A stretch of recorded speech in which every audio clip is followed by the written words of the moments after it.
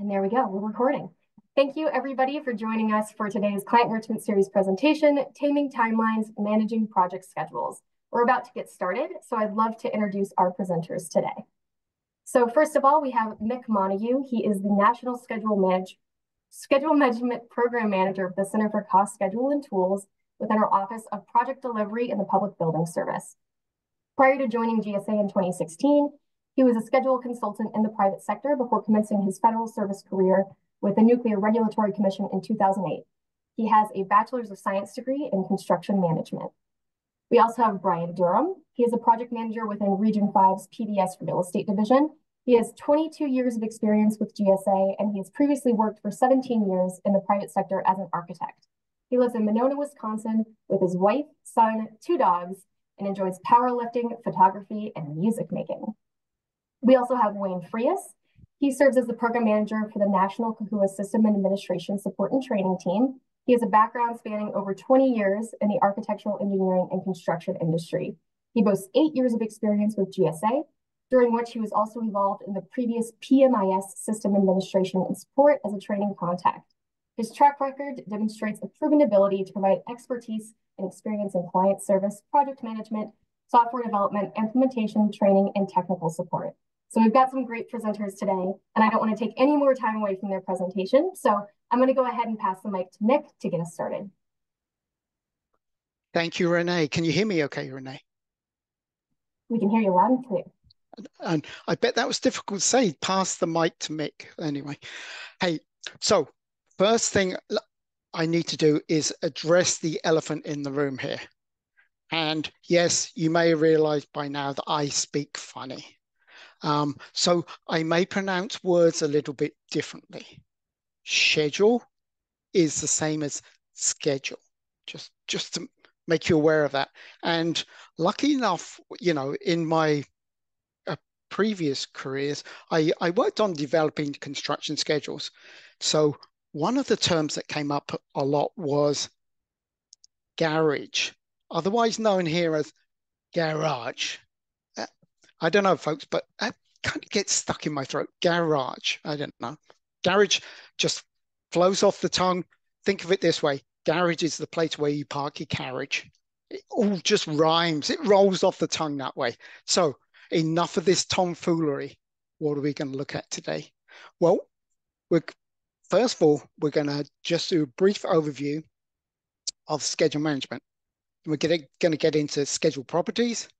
Then we have Byron's going to give us a project manager's view on schedule. Then Wayne will provide a demonstration of milestones. And then I will begin to talk about setting and managing expectations. Finally, a takeaway. Again, as Renee mentioned earlier, you know, we love to hear from you. So please provide questions.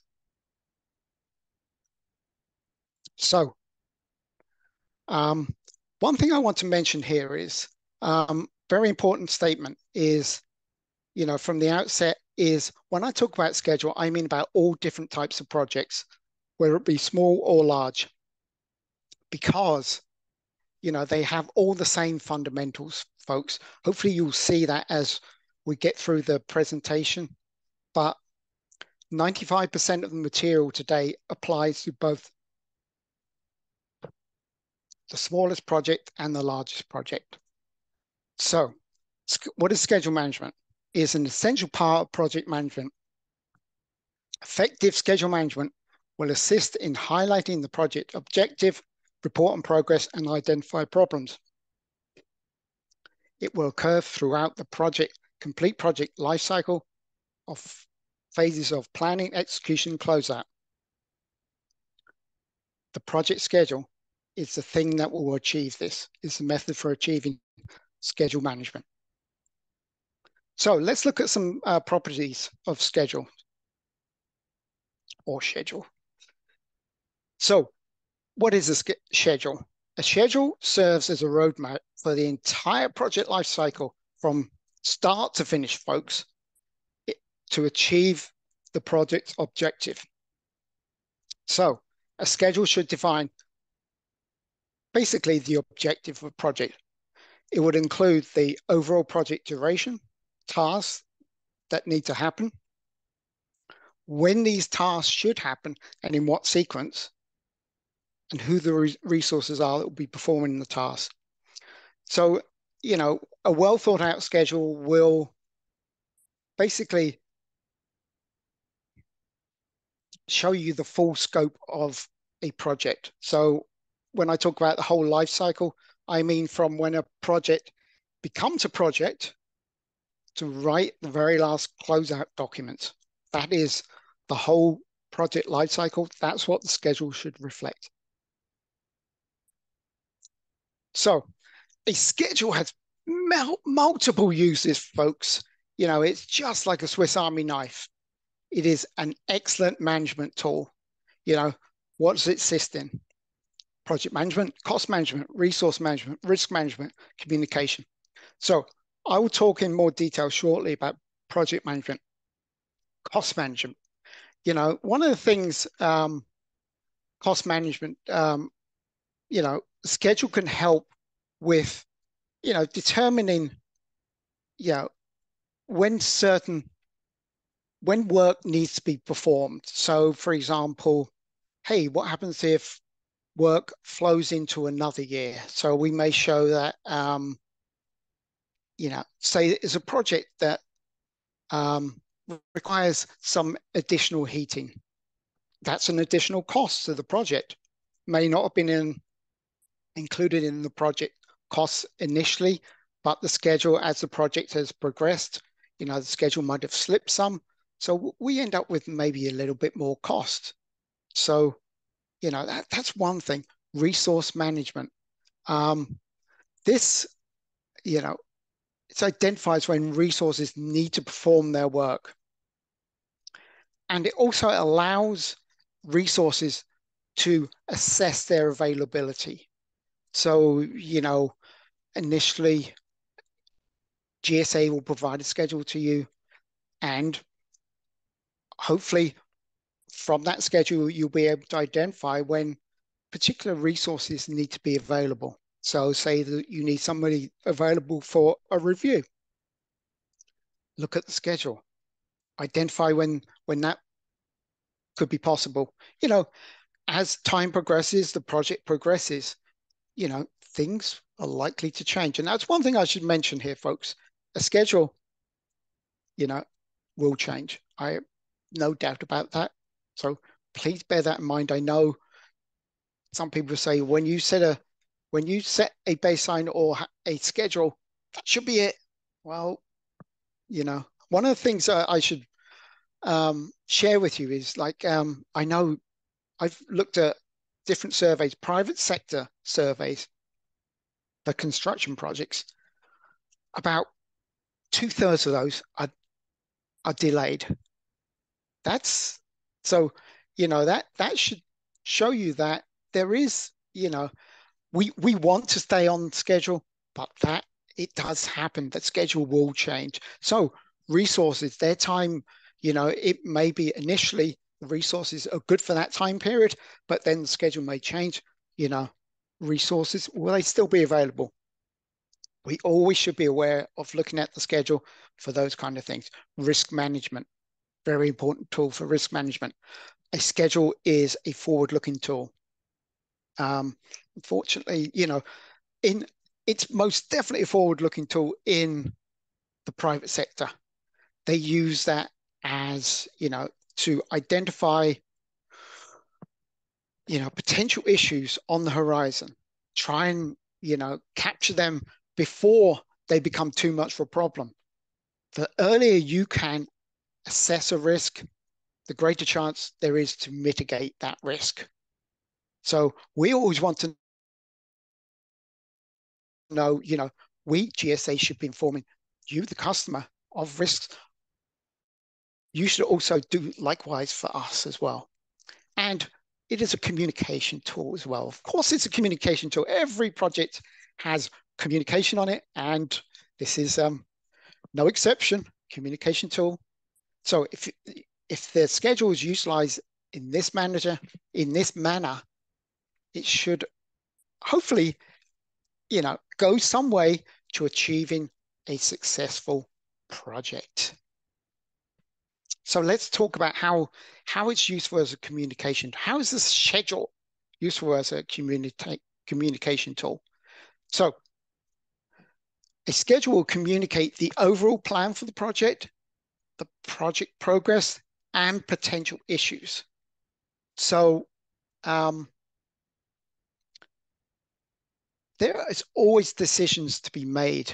So communication process will also allow will allow all the stakeholders to understand what is going on in the project. So if there are some issues, the schedule, we GSA can identify, hey, we think this may be a problem. Say for example, funding. Funding is an issue. Funding is an issue a lot. Whether it's GSA funded or customer funded. Getting that funding at the right time is always an issue. We can identify, if we know about this, we can determine what kind of impact this would have on the overall project duration. So in that way, we can keep stakeholders apprised of the project status, also allowing them to make, the best decisions they can based on the information available. Also, a schedule performs as a management tool in advising on progress, looking ahead. I absolutely can't get this point across enough, is we should always be looking ahead. When we talk about schedules, we're always looking ahead. Don't look behind, folks. Always look ahead. It's, we gotta try and see what's ahead of us. I always tell the PMs, look at your schedule on a regular basis. Look ahead on your schedule. Look to see the next 2 months, 3 months. What do you have going on? Is that schedule still realistic? So, please also look at it that way for yourself. It's a look ahead tool. It's also instrumental in assessing delays. So for example, say for example, I don't know, like maybe gathering requirements development took longer than expected. How would that affect the schedule? Just because something delays on a project doesn't always necessarily mean the end of the project's going to delay. No, it doesn't mean that. Sometimes it will. So, the schedule will be used as a management tool, will be instrumental in assessing delays. Once that has happened, it can be then outlined for informed decisions to be made. So say for example, say there's a scope change. The project's underway and the scope change comes in. What would that look like? How does that affect the rest of the project? So, that's one of the things as a management tool, the schedule is highly useful. You can look at, scope change. If the scope change is going to affect your project end date, does that matter? Maybe not. Maybe you got plenty of time, but maybe you don't. Maybe you're in a expiring lease. Maybe one of those where you have a hard deadline. So, that's how the schedule can act as a management tool. Of course, schedules will vary in format based on project size and complexity. I mentioned that right at the very top, folks.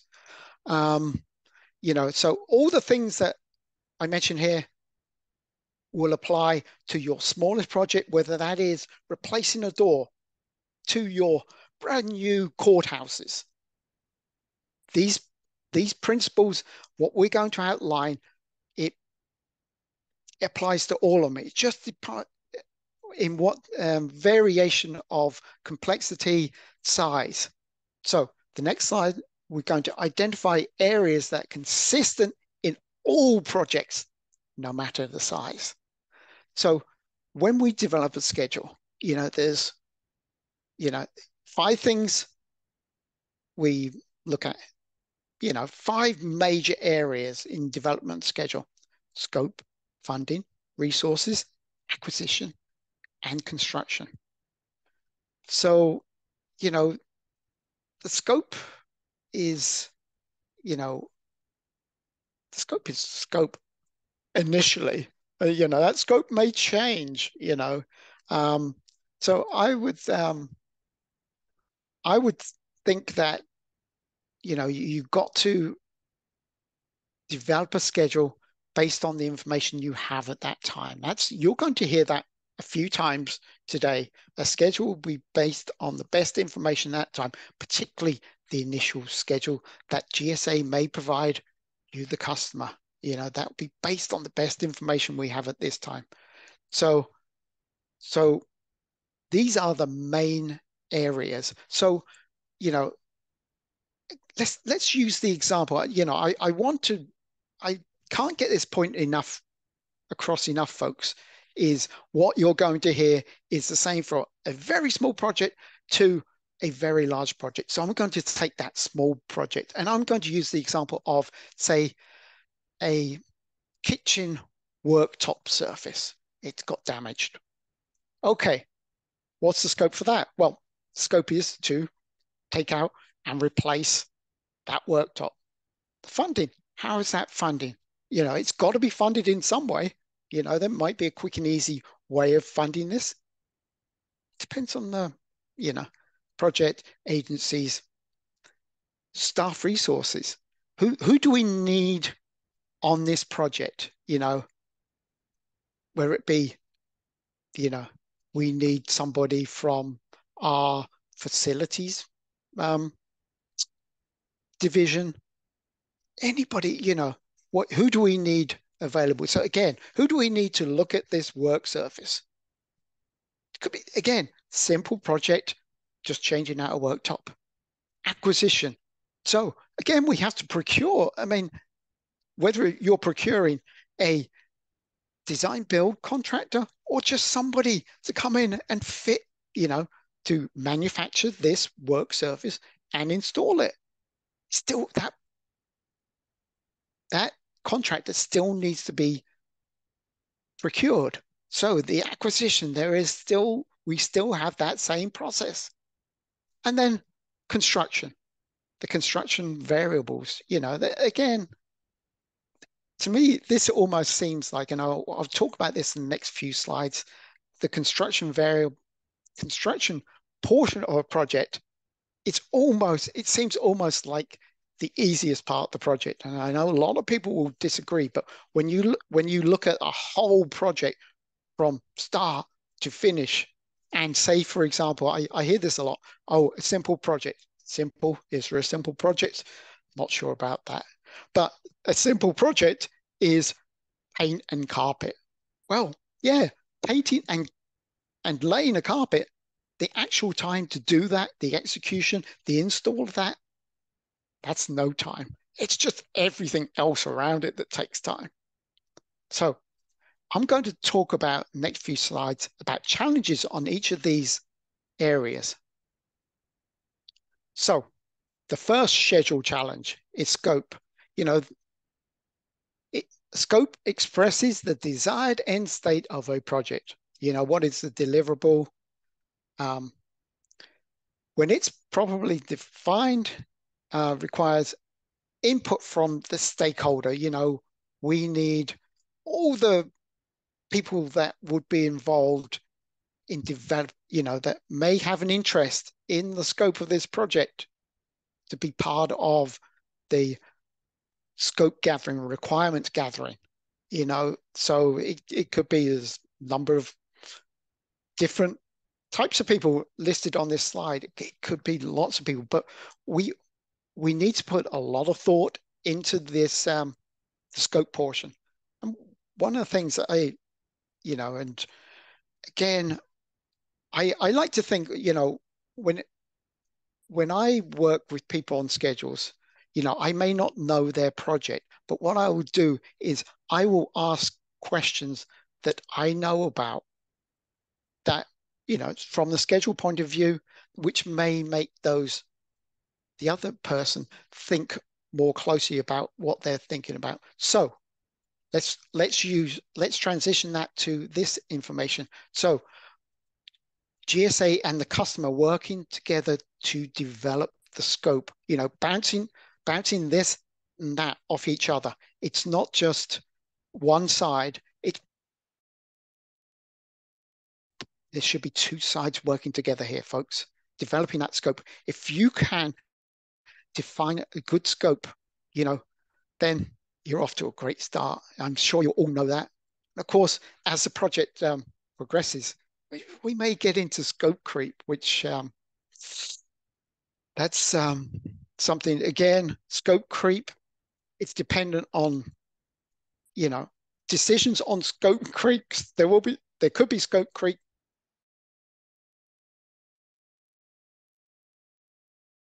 How far that scope creep money? Two things that comes to mind straight away. So they are two parts of scheduling challenges when it comes to scope. So funding, you know, funding, whether it be GSA funding or customer funding, you know. So, you know, one of the things about funding, funding is one of the critical items. I mean, I'm not telling you anything new here, folks. Funding is critical to a project because it's not getting done if we don't have funding. But that's on what we call the critical path of the project. So if funding is on the critical path, if funding is 2 months later, the project in theory will be 2 months later. The project end date will be 2 months later. So we need to get the funding in place.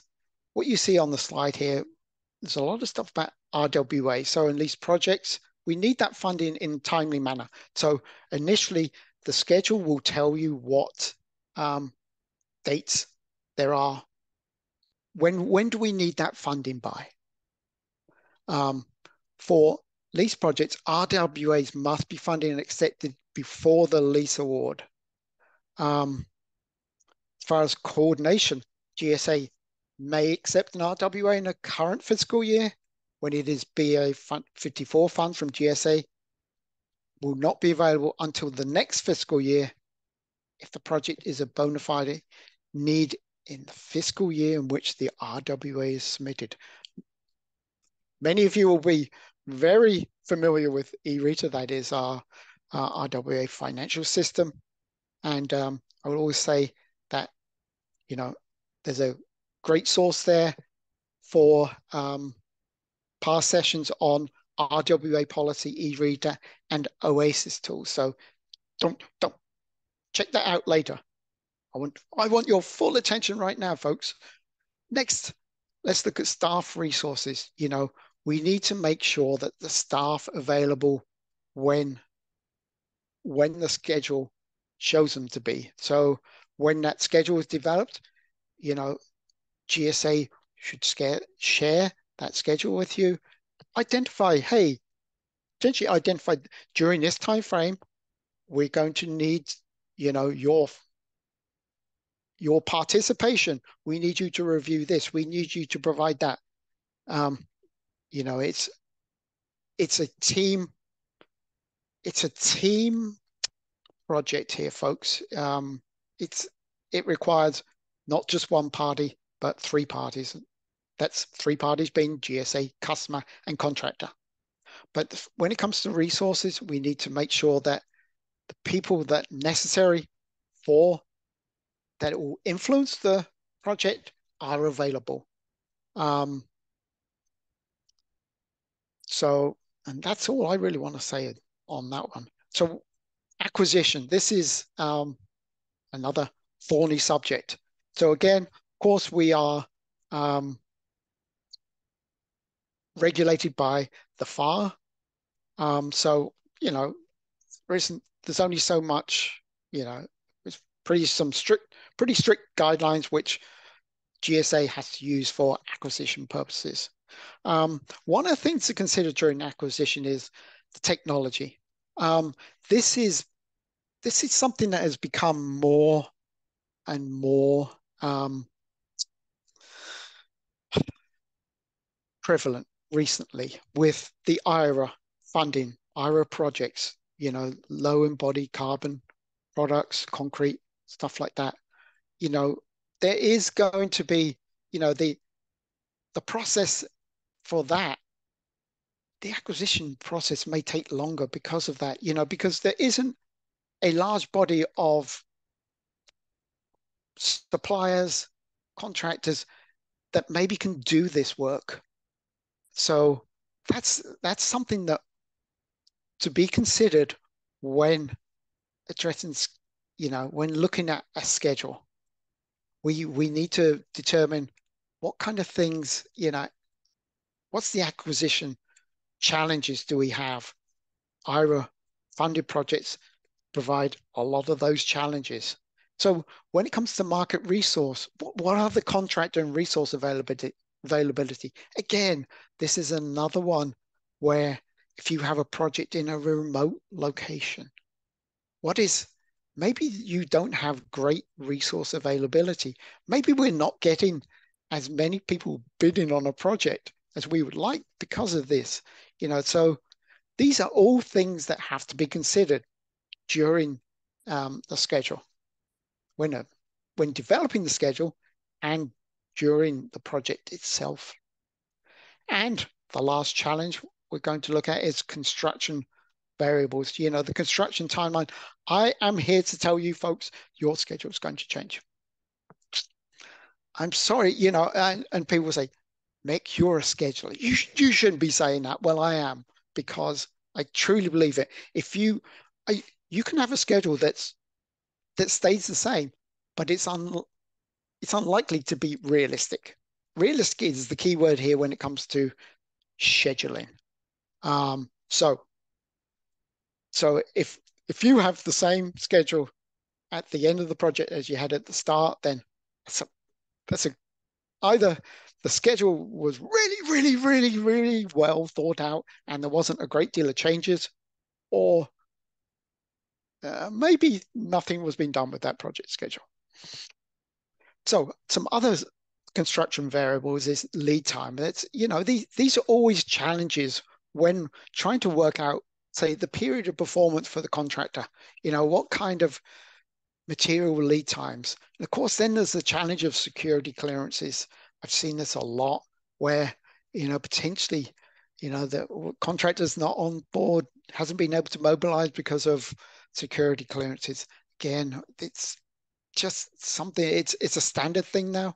I would hope that in time it's going to ease up, but a lot of the time you'll find that potentially the construction itself doesn't actually begin when it should do, and a lot of the time it's due to security clearances.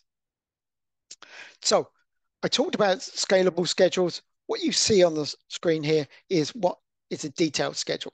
Hey, it's just a screenshot of a Microsoft project. This is actually one of our templates, GSA. It's it's a waterfall schedule as well.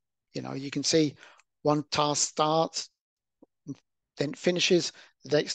Once that task finishes, the next one starts. That task finishes, the next one starts. It's what I call a waterfall schedule. So this is a more detailed schedule. What some of you are probably more used to seeing is a milestone schedule. What you see right now, is a screenshot from Kahua, our project management information system. And, this is a small project. This is for projects below 250,000. This is the list of milestones that a GSA PM would have to report against in the system. So I'm going to, on this next slide, just take a few of those milestones, just briefly explain what they are, because Most of them, well, all of them, all of these affect the project end date. Initial scope and requirements finalized. This is the high level objectives of the project have been defined and documented with the customer. So we have our scope. Project fully authorized and funds in place. RWA has been accepted, funding has been allocated to the project, and procurement can begin. We have our funding. Construction award, the service has been awarded. We have procured our contractor. Substantial completion, the project's approved for beneficial use or occupancy. That is, again, another critical item. And then when it comes to project closeout is the monster that is the gift that keeps giving, hey folks? It just goes on forever. So project closeout, completion of construction, financial, customer, and system closeout. So all those milestones there, they are all critical. So any delay to that will affect the project end date. Of course, what we want to do if the project end date is affected, we want to see if we can mitigate that delay. So if funding is 2 months later, we want to see if we can try and pull that back, regain some of that 2 months that was lost. All right. So, Renee or anybody from I got to mention there's a great team in the background that is hopefully answering a lot of your questions. Is there any questions at the moment that needs to be that we should discuss right now? Hey, Mick, it doesn't look like we have anything that's currently open in the Q&A pod. So just a reminder to all of our guests joining here today, please put in any questions that you have in that Q&A pod here at the bottom of your screen. Okay.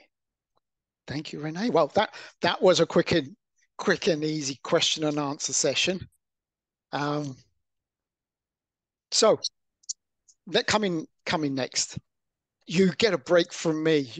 Now you get to hear a true accent from one of our PMs, Byron Durham. He's in our Region 5, Chicago region. I guess it's called that. Well, kind of called that. And he's going to share with you how he uses schedule in his projects. So take it away, Byron. Hi, it's really exciting to be on a call with folks from all over the nation. What I want to start with is just this idea of what is sort of like the PM's eye view. And then we'll get into the slide. The project manager at GSA is the person who has the overall view of all the moving parts in the project. That includes things that Mick mentioned. That includes agency deadlines that are presented by the agency, coordinating funding approval on the GSA side. We're the ones who coordinate that. Coordinating getting the AE awarded and the design, a separate construction schedule that comes in at construction, third-party vendors like security installation, furniture, move, and reporting requirements out to your agency's leadership or our agency's leadership. So that's kind of like my view in terms of the scheduling world, is that I take all the pieces and kind of coordinate them together into a schedule. And lots of projects will be simpler than that. If you're building an office, you might not have all that. But that's kind of like, I see that as kind of my my value that I bring to the process for scheduling, is that I've got the overall coordination view. So for project managers, coordination and communication are the two strongest skills that we need to have. So I designed these slides to be very basic. I'm assuming that there may be some agency contacts on the call that are that need the most basic information about schedule. So that's where I started here. That's the intended audience. The first idea is that every project should have a schedule. If you're on a project with GSA and you don't have a schedule, you're supposed to have one, and go ahead and ask the project manager for one. The schedule should be available at the start of the project. We're actually using it on our side before we bring the agencies in. Sometimes there's pre-planning activities on our side. So the schedule should already be developed and available by the time you get involved in regular project calls and communications. And as Mick mentioned, this is kind of it's a budgetary schedule, just like a financial budget towards the beginning is based on best assumptions and has a larger order of magnitude. The schedule should be the same way. The schedule should be conservative and assume the longest worst case periods for various tasks within reason, so that the expectation is set early. And just like the financial budget, the schedule should because of that, sort of tighten up over time. That's the idea. Nobody likes surprises of a schedule moving out or a budget increasing. So the way we design our schedules is to try to take into account the preliminary nature when we're working with a schedule early on. We have lots and lots of experience on various types of projects, so the schedules that we work with already have timeframes for certain tasks that we've agreed upon as project managers, lease contracting officers, et cetera. So those become sort of the basis. Durations from the lease might be part of it too, but the first schedule that you see is going to be budgetary. And then the schedule should be shared with you regularly. I think the basics of coordination and communication is regular communication rhythm, where you're getting a status update on the project, any issues and action items are discussed. Maybe early on it's monthly, but by the time you get to design, it should definitely be bi-weekly, and the schedule should be shared at each one of those report outs. So the schedule is used in conjunction with other issues that are in the call minutes to fully coordinate the project. And if there's a change to the schedule that affects critical dates, the project manager should be presenting strategies for finding the time elsewhere in the schedule, and any options to mitigate risks that come up as a result. Next slide, please.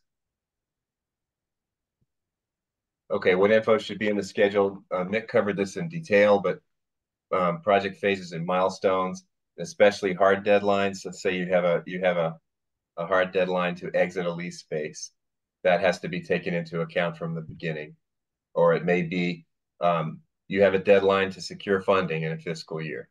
One of the things that we do with the software that we use is evaluate the critical path. This concept is just what tasks have to be completed in order to keep the project moving along. If there's a task that's dependent on another task before it can start, the chain of those tasks throughout the schedule is the critical path.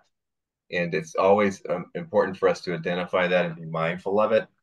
The software we use allows us to change something early on in the schedule, and because the critical path is linked, it will automatically move out the dates in the critical path so we can see the impact.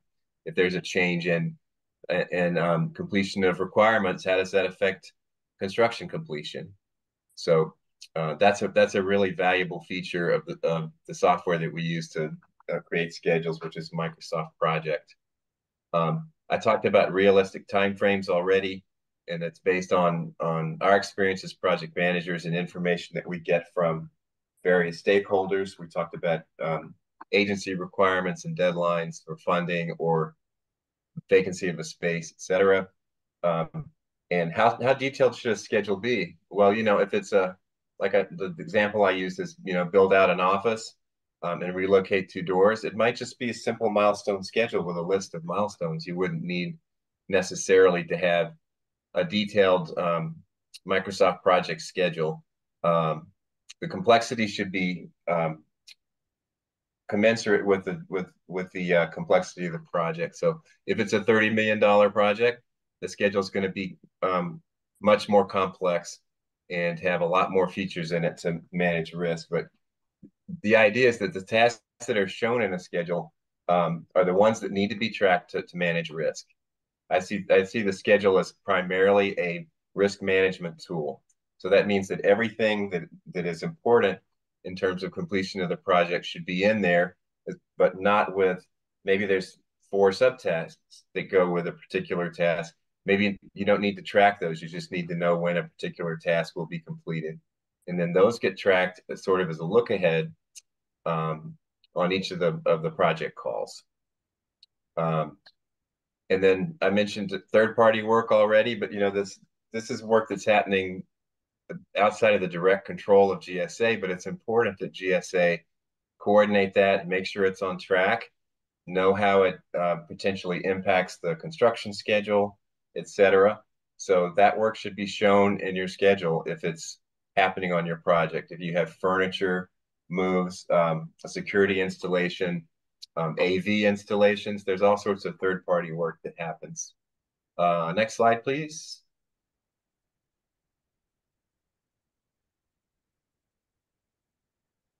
Okay, what are some risks to the schedule that I've seen in my years with GSA? Well, the one that seems primary is scope changes that happen. The later they happen in the project, the more disruptive they are. We have a project that is in construction right now, and there are changes to the design coming in, and it's much more disruptive than if we had had the changes at the design stage. So early and complete requirements confirmation is really, really important. As much as we can do that, there are inevitable changes that happen later in the project, but requirements confirmation is the most important part of that, and that really has to do with making sure that all the folks that have requirements are at the table, that the requirements and scope of work is complete, and that everybody reviews it and signs off on it. So delayed decisions by the agency during requirements confirmation and or design. We kind of already talked about requirements confirmation, but in design, we have a series of design submissions that we do for more complex projects. And at each one of those submissions, we request agency review comments. We have a given period for the comments to be provided and then a review call. So if the design reviews are extended past what's anticipated in the schedule, that's a risk to the project in terms of delay.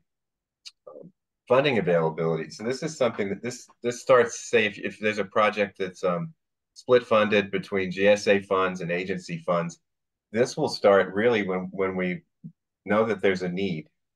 I will start communicating with the fund manager very early to let them know that we have a project that we think is going to need GSA funding in a particular fiscal year.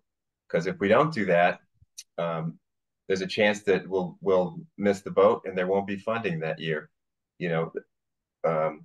By say May of a particular year, it's already starting to be too late to tell fund managers that you need money by the end of September. So that's something that we use to coordinate internally. We also should be able to predict for the agency when your funding can be committed. Agencies sometimes have differing needs about which fiscal year that you may have funding in this fiscal year that you would like to commit. You may need to wait till next fiscal year. So we can use the schedule to let you know whether it's feasible if you want to commit year-end funds or you want to wait till the next fiscal year. That's something we should be advising you on. And then another area where I've seen a lot of delays is the construction price exceeding the available funding. We do a cost estimate to determine funding upfront on lease projects. It's an order of magnitude about plus or minus 30%, which leaves some room for differences between the cost estimate and the pricing. On federal projects, we do a series of design cost estimates. So the 100% design cost estimate is plus or minus 10%.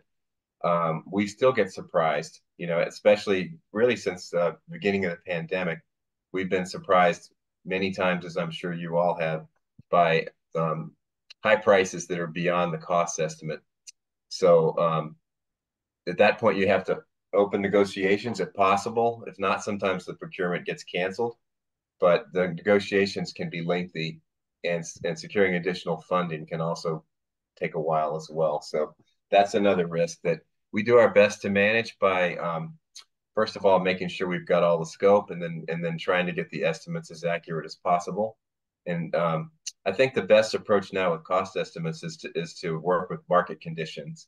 So in the past, we would just go to cost data from a database.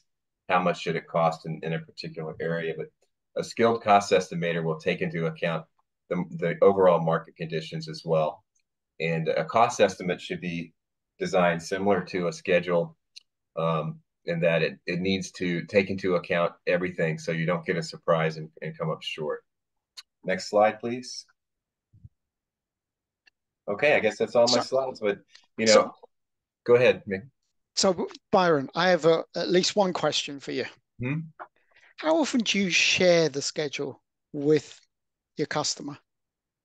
Well, you set up a regular communication rhythm. We'll have a kickoff call where it gets shared, and then we'll go into regular calls. And the schedule should be updated and shared based on the discussion on each call. So there should be a set of call notes or minutes with a schedule attached to it. Okay. So that's how often if there's no change in the schedule, you would just note, hey, no change in the schedule at this time.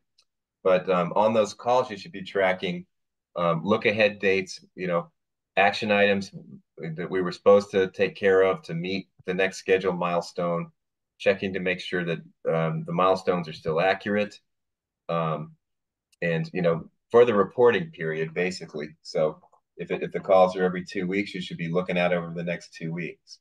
What's in the schedule? What are the action items that come from that?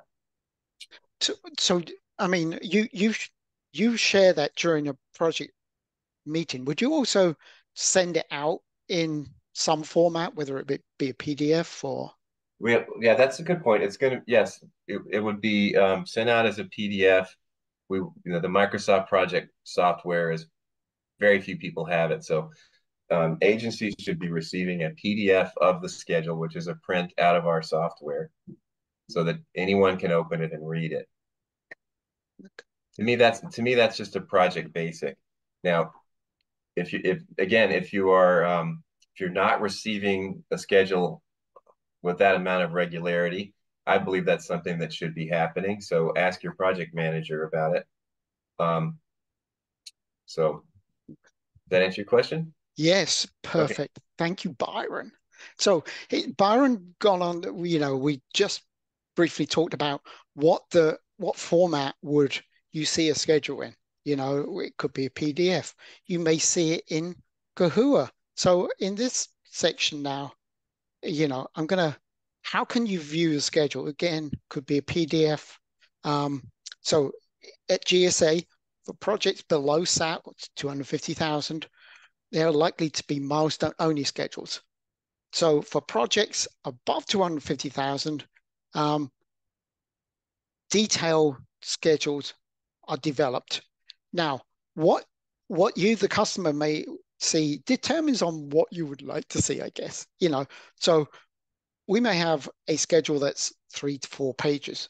You might say, I don't need to see all that detail. So customize it. Talk with your PM and say, hey, I just want to see these milestones. Or if you have a detailed schedule, chances are that what you should be getting at a minimum is milestone listing. So, but we can if we generate a detailed schedule, we can customize a view for you as well. Say, for example, you just want to see from that detailed schedule, you just want to see when you are responsible for some tasks, when you need to be available to review something, for example. So that's one thing. So schedule, it can be viewed and developed many formats, project, Google Docs, Sheets, PDFs. It's schedules just can happen anyway. It doesn't have to be Microsoft project, it doesn't have to be scheduling software. Remember, all projects, regardless of dollar value, can be viewed in the Milestone app within our project management system and collaboration tool, which is Kahua. And now I'm going to hand it over to Wayne because he's going to give us a demonstration on how to navigate through the Milestone app in Kahua. Go ahead, Wayne. Yep, thanks, Mick. So before I actually share my screen here, this slide here kind of displays out a couple screenshots of what the typical Milestone app looks like in Kahua. So as you guys can see, on that left-hand side, there is an app launcher. There is a subsection for the schedule management, and under there is that Milestone application there. Once you click open a Milestone application, you should be able to go into the log of the applicable milestones for that project type. That'll make a little bit more sense here when I demo the actual milestones in Kahua here. But just to kind of give you guys an idea, as a client, as a customer, you would be able to access Kahua. You would be able to actually jump into the Milestones app and view those milestones. But as Byron and Mick had mentioned as well, ultimately the GSA PM can send that to you guys, directly, whether that's via Kahua, whether that's a PDF that's generated from Microsoft Project, or a series of different reports as well that are also available in Kahua.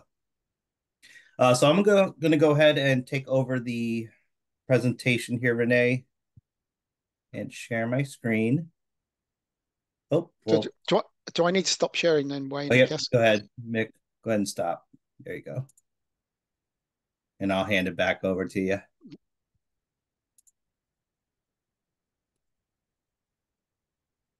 All right. Can you guys see that screen okay? Yes. Awesome. Okay.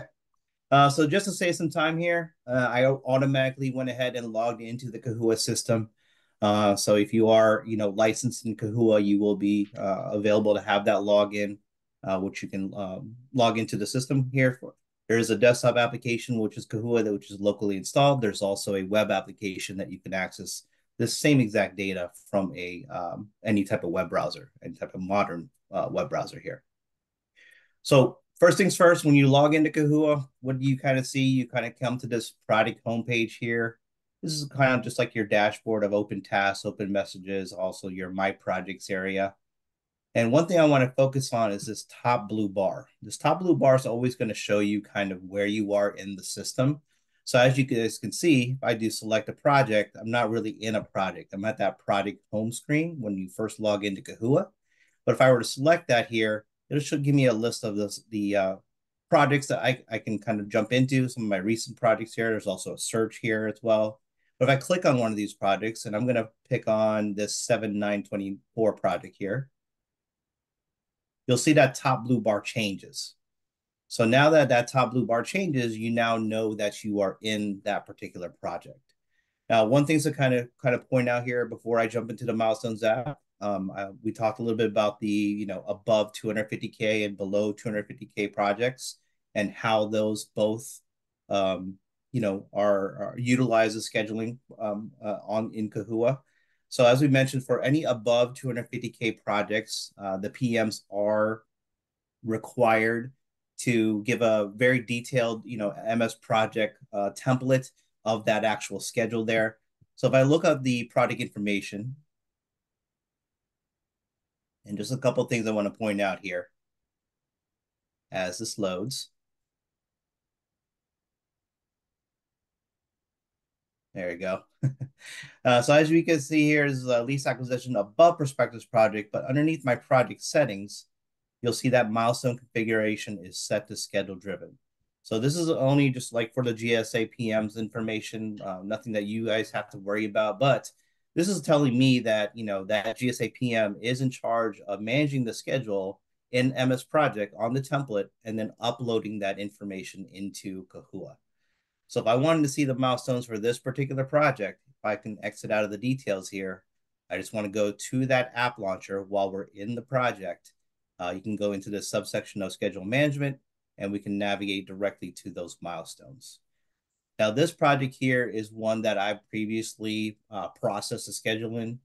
So as you guys can see, there's a couple of dates in here that have already been kind of pre-populated, right? And where these dates kind of derived is actually from the scheduling application. So the PM actually uploads the MS Project template in the scheduling app.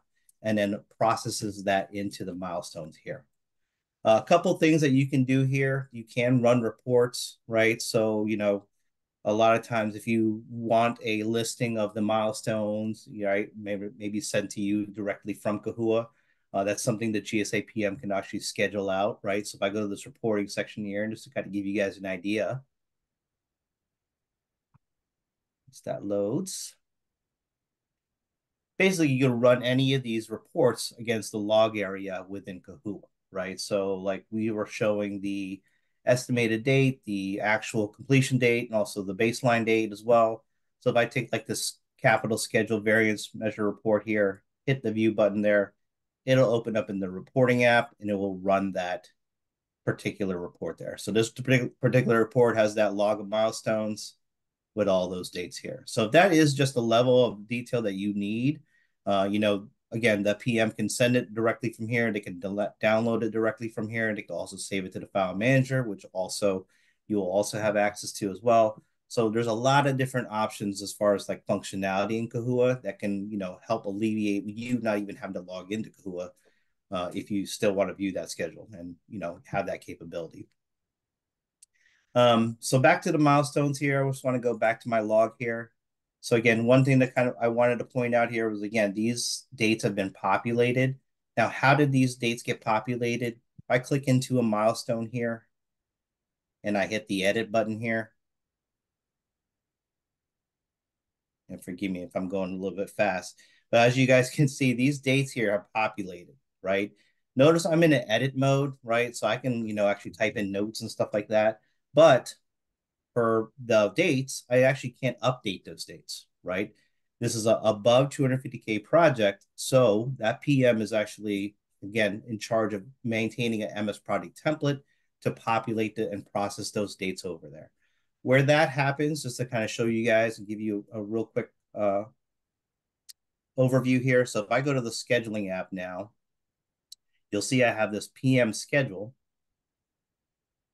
And this PM schedule has been processed.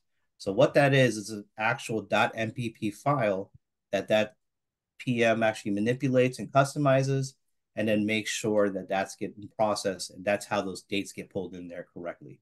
So as you can see, all the task information as well has also been loaded on here. The actual MS project schedule itself is something like this, right? So this level of detail, as you guys can see here, are the milestones that, point to the ones in Kahua. And then from MS Project as well, you can run, a PDF of that, and that can also be attached in Kahua and sent on to people as well. But this is a pretty high level of detail of one that I just use an example. But again, we can tailor the views and everything like that to, pertain to the ones that you just want to see as the client there. All right. One last thing I want to show you here. So again, we talked a little bit about those schedules, how those get processed, and how that carried over to the milestones and those dates. Get out of here. Now, one thing I want to kind of point out here. So again, we had that milestone. We went into the edit mode of that milestone, and then we weren't able to enter those dates. But on other type of projects, right? So if I go to Project Finder, I believe I have one here dated a later date, 8/6. So you'll see at the top hand side, I'm now into this particular app. And the project information for this app, if you look at the project settings, are set to milestone only. And again, it's because it's a below prospectus project underneath 250K, right? So the GSA PM is not required to be processing an MS project file. In that case, it's more of a manual input of that milestone date. So if I jump onto the milestones, so again, we're back here, and let's say project initiated, you'll see it looks a lot different than the ones that were on the schedule-driven project. Now, when I hit edit here, right, I can scroll down to that estimated completion date. I can just click the calendar icon and go ahead and manually enter that date there, right? Simple as that, save and close. And then back in your log view there, you have that date that's been populated. And then if it was just like the other, schedule where you had all those dates populated, you can, again, run those reports. You could send those reports out. directly from Kahoot or, PDF them from that report as well. So, let's see here. I think that's it, Nick, as far as like a brief demonstration of like how, and where you would access the milestones and schedule within Kahoot. One thing, just want to always make sure you're always in that correct project. As far as project access go, it is also the GSA PM's responsibility to add you to that project. So there's different security groups that are set up, so that will give you the right access to the right project, and then within that project, the right applications within there.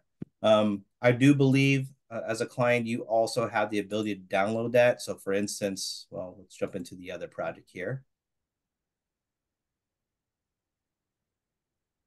So for instance, in the scheduling app in that 7.9 project, if need be, I mean, you do also have the ability to download that file, so that .mpp file.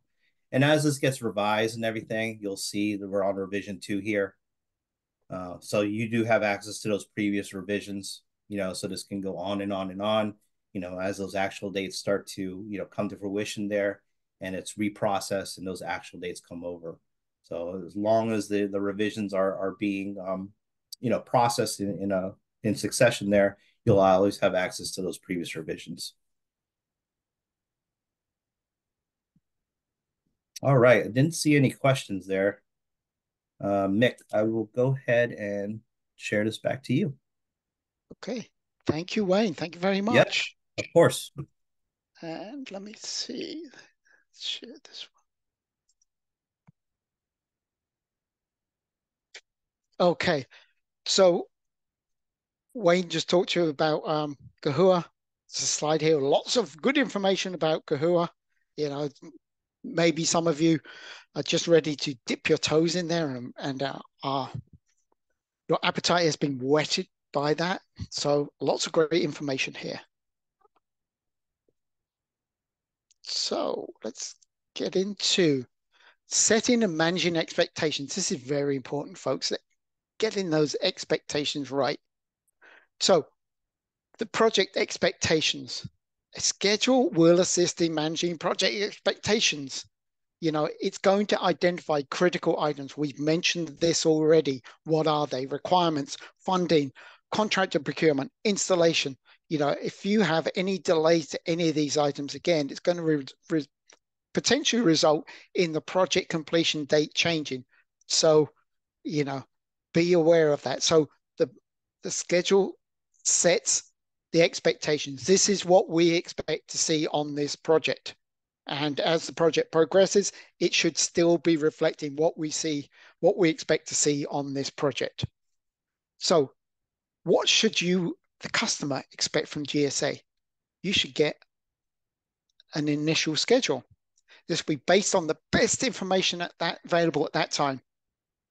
The PM should inform you that as more information becomes available, the schedule could change. I know, a lot of the times there's a reluctance to develop a schedule because we don't have lots of information. Or we don't have as much information as we would like. Well, if we did that, the project would be pretty much over and done with by the time we issued a schedule. So, there's the caveat here. Particularly, we like to try and set a schedule early in the project. Remember, this is the whole project. This isn't just construction portion. This is the whole project. So we provide a schedule early on. The chances are that schedule will change, folks. We get more information. We're just giving you a schedule based on the best information at that time. Hopefully a PM will assert that as they share their initial schedule. What else can you expect from your GSA PM? Communication, of course, on a regular basis. Your project status and any updates to the schedule. So for example, if you've seen that initial schedule, 2 months later, we got more information. We developed, we put that into a schedule.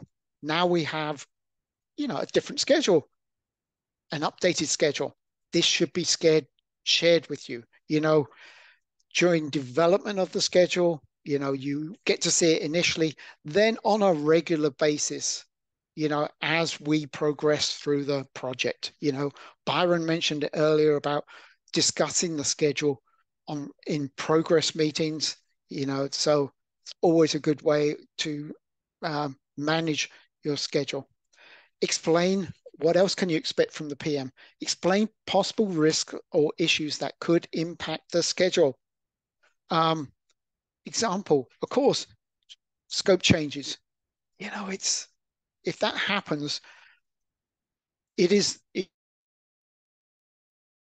should be the duty of the GSA PM. If so, you, the customer, says we would like this done, and then the PM should explain to you, you know, assess whether that will have an impact on the schedule. Not every change is going to impact your project end date. Be aware of that. It's not every change is going to impact the end, but some will. So when that happens, PM should be able to inform you what impact this would have on the schedule, if any. And then he should be, or he or she should be providing an impact assessment to the schedule. So, you know, if this scope change happens, here's potentially where you will end up as far as project finish. And then also the PM should explore any options for mitigation or recovery. You know, how can we reclaim any of that time? You know, because a realistic schedule is not one that's optimistic or one that's pessimistic. It's a fine line. It's in the middle there, folks. You know, it's a realistic schedule. You know, unrealistic is one, you know, not just one that's short on time, but one that gives too much time, you know, because that's just as useless as one that's, you know, been very, very optimistic on their timeframes. So it's getting that right time frame. Hopefully, you know, if the schedule is developed, you know, well, there will be some options to explore whether some time can be recovered. So what does GSA expect from you? So we want your input on the schedule. You know, we're going to need your input when, you know, we want to know whether this, you know, does it meet your needs? That's one thing. You know, hey, if we give you a schedule and, you know, we don't hear anything, we're going to think, oh, that's great. But then maybe there is something. Please let us know. You know, ensure the resources available. You know, we make sure, again, if you need your PM to highlight from the schedule when your resources should be available, just ask them. They should be able to do that. And also inform us whenever there are holdups. So for example, we always use the example of funding. So say it's just a customer funded project. Please let us know. The sooner we know, we can look at if there is a schedule impact. And the earlier we can do it, that is the best chance we have of mitigating it. So it's one takeaway here, folks. Just one. I'm just narrowing it down to one. Hopefully you've got some good information to take with you. But one thing that you should be aware of, a project will be successful when there is full collaboration between GSA, the client, and the contractor. Put it this way, if we're all working in harmony, communicating, collaborating, you know, there is a whole lot better chance that that project is going to be successful. You know, if one of those three parties there is not successful or less than successful, there's a good chance the project will be less than successful. So collaboration, you know, we GSA cannot do it on our own. We need the input from you. We need input from the contractor. You know, I'd like to think that we're superheroes. We're not. Which, you know, maybe some people are, but I know I'm not. So collaboration is the key here, communication.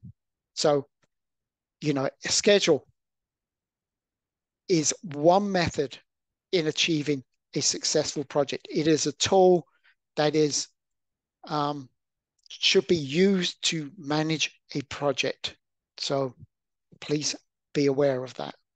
So now we have a poll question. You've listened to people talk for lots of times. We have a poll question for you folks. So in general, when are you provided with project schedules? A, on a regular cadence throughout the life cycle of my projects. B, only at the beginning of my projects. C, only when I ask for it. Schedule? What schedule? Who needs one? So if you want to respond to that, place your vote now, please. And I hope we've covered all the possibilities. Maybe.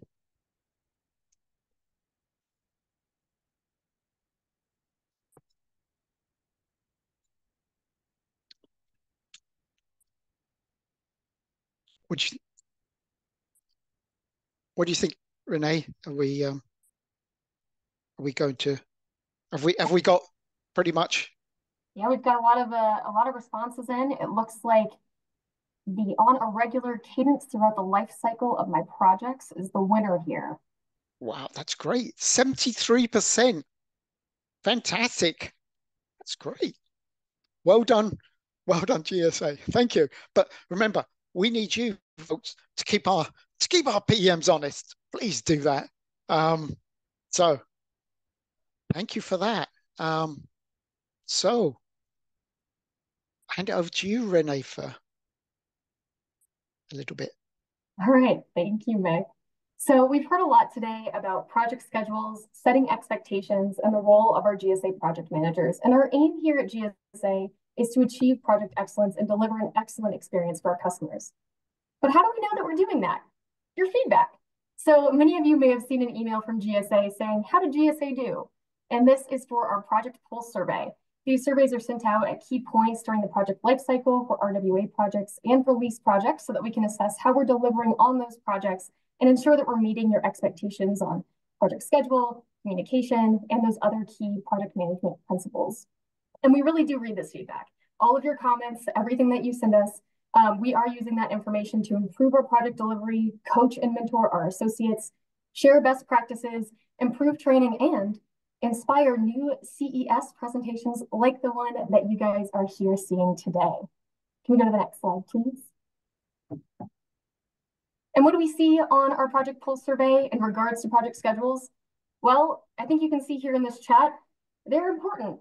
Our project pulse surveys show that the communication of a project schedule strongly correlates to higher overall levels of satisfaction with our projects across both those RWA projects and our lease projects.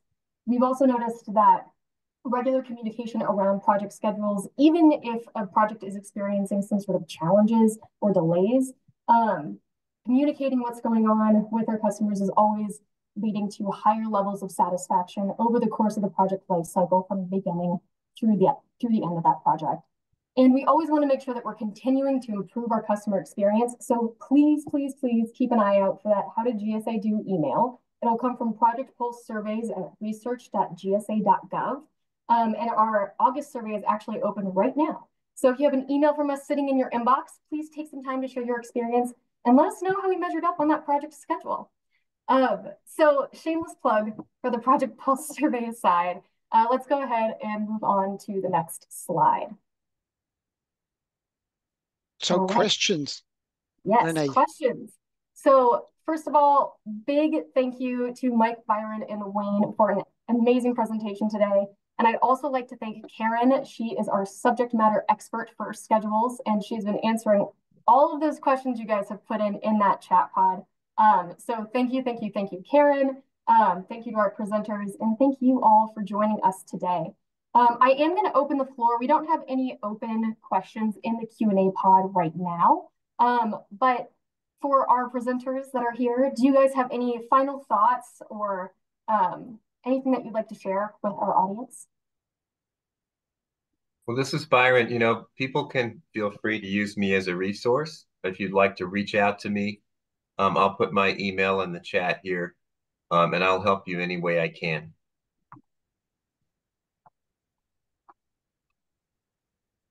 This is Wayne. Yeah, so I just wanted to say also, I know we briefly touched on it on that slide after the demonstration, but there are Kahua support resources that are out there. The customer training site, which will step you through each and every functionality of Kahua. So I think a lot of those links are on that slide. And then also we do have ongoing monthly Kahua training that you are more than welcome to join as well. So me and my team also conduct those trainings, and those are specific to schedules, milestones, anything that Kahua related. So, yep. And again, just thank you for everybody for your time. So I guess Byron and Wayne have said something. Firstly, I'd like to thank Byron and Wayne, and also Karen, and of course Renee for being ever so enthusiastic. I've tried to match your enthusiasm. I can never get to that level though. But hey, if ever you wanted to talk to me, I love to talk about schedules. I don't know if you've noticed that, but hey, Mick Montague, though, if you want to contact me via email, michael.montague@gsa.gov. Hey, if you have questions, anything that maybe a burning question that you didn't want to, you thought I can't get into, put into a Q&A pod, let me ask him later. Hey, michael.montague@gsa.gov. I'll be more than happy to try and answer your questions. And I think, what do you reckon, Renee? Is that a wrap? Yeah, so we've got one last slide here just to kind of wrap us up. So if we can go to the next slide. So thank you all for joining us today for our presentation. Reminder that we will post the session slide deck, the recording, and the Q&A document for future reference on our website, www.gsa.gov/CES. And we have some great classes that are coming up later this month and in the next fiscal year. That's coming up too. So we've got some good sessions on leasing, best value trade-off analysis, project management basics, conversational contracting, developing a client project agreement, and more. So make sure that you go to that CES website, www.gsa.gov/CES, to learn more about our upcoming sessions and sign up, and also to review any of our previous sessions. You can find them there. So the goal of our client enrichment series is to engage our audience in workplace topics that contribute to your mission success and to your effective management of your real estate and workplace programs. We hope that this session on project schedules helped you learn a little bit more about that today, and we look forward to seeing you at our next session. Have a good rest of your day, everybody.